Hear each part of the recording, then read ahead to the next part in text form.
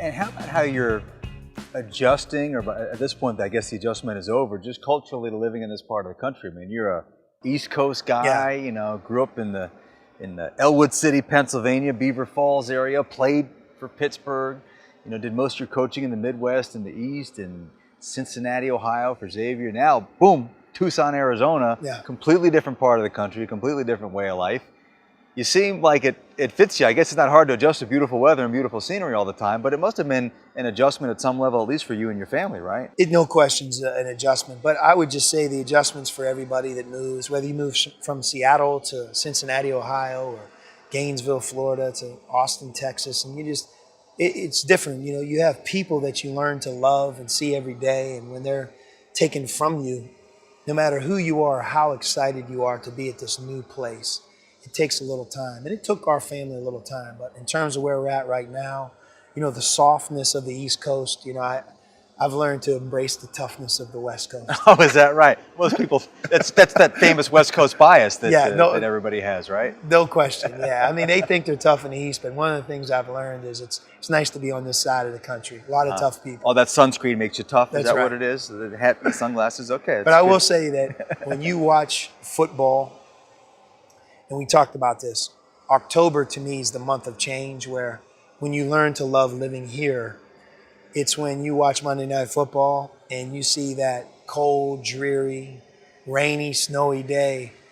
And many times you're watching that game, you're outside, you know, in shorts and a t-shirt. And I marvel at our campus and even our players. We've played some great games in January and February where the game's a nationally televised game and it means a lot, and you win, and you have all of the pageantry of a college basketball game, especially in McHale. And I watch our players walk outside and they're in shorts and a t-shirt. And it's almost like you want to stop them and say, do you realize that there's only about 5% of you that can do what you're doing right now? Everybody else is freezing. And so I think there's a lot to love about here, not just the weather, but the thing that I appreciate the most about Arizona is college basketball means a lot in Tucson, Arizona.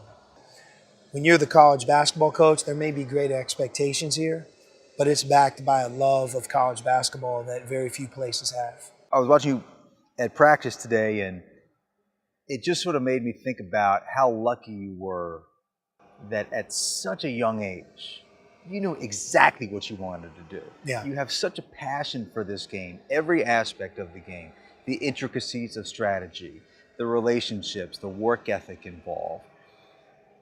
And obviously, we're going to talk about your dad, who was a legendary high school coach for a long time in Pennsylvania, but just how lucky you were to know at that young of an age, and what a competitive advantage that gives you over the rest of the planet.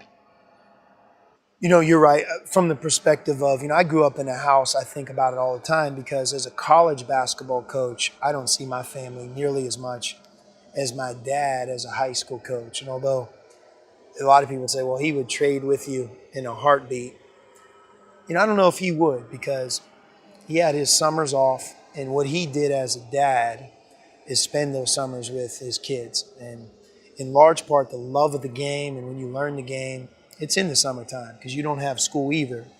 But the amount of time that he spent with us, my brother as well, my sisters, both sisters, one of the two played college basketball. If you think about Western Pennsylvania, 3 of the 4 of his kids played Division I college basketball.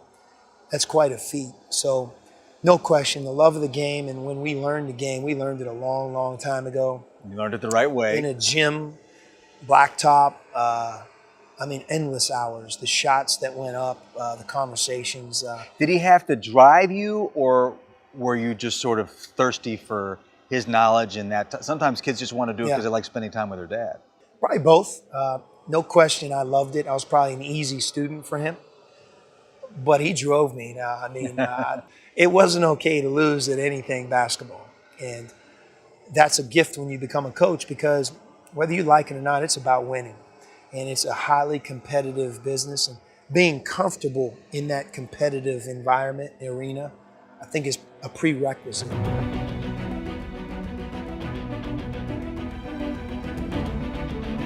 If that bothers you, if criticism bothers you, if not trying to fight your way out of a losing streak, if that's really a problem, then let's face it, you're not going to be very happy. You have to love the game and kind of enjoy that that I process. saw the story that you were playing for him in high school and he kicked you out of practice and he drove home and you had to call your mom Yeah.